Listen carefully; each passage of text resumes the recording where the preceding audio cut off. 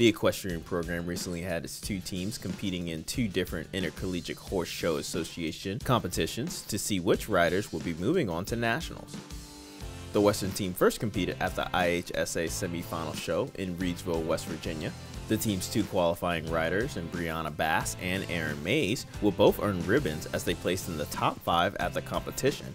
But it would be Mays who would become the program's first Western rider to qualify for nationals after taking second at the competition.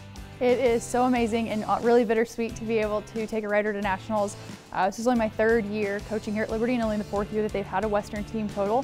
So I feel like it's a very big feat for us to say that we've qualified our first national rider so quickly. The first day of semifinals was the preliminaries. So out of the preliminaries, they pulled the top 8 riders into the finals of the semifinals on Sunday. So Saturday we didn't draw the greatest horse, but it ended up being a really good thing for us. And then the second day we ended up drawing a much more well-trained horse that we were able to really excel in and show off like our seat and the way we ride and really how our technique is. Going to nationals, that was just really exciting. I wasn't really thinking about it, and honestly it really hasn't like hit yet. I'm just trying to keep the nerves down until we get to nationals.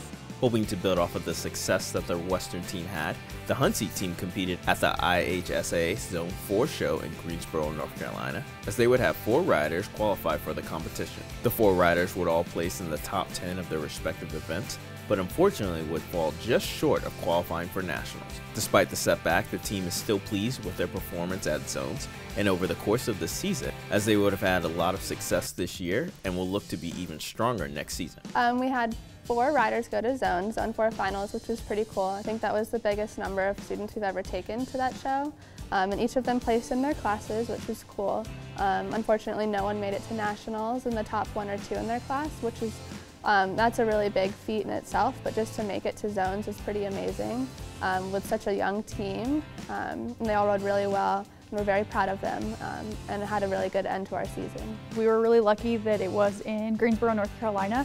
So I actually took a group of Western riders down with me, and we were really thankful for it to be close enough that we could go and watch and support our team, even though the bus was full of 100-seat kids.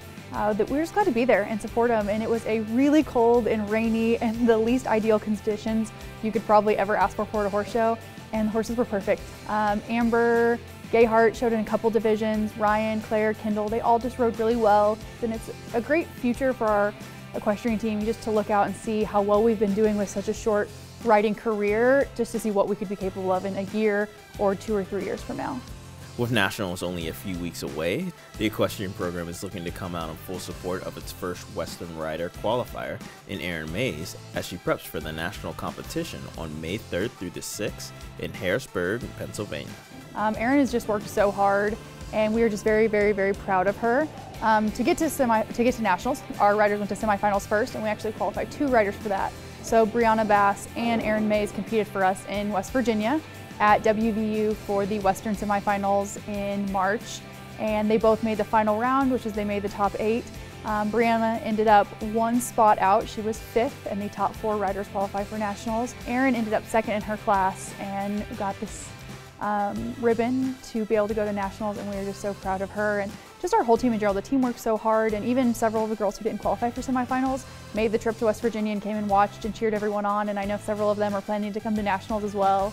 And just support Erin, because this is huge for all of us, not just Erin. I'm practicing 3 or 4 times a week, either in the mornings or afternoons, and we're just working really hard, trying to stay focused and hone in our skills.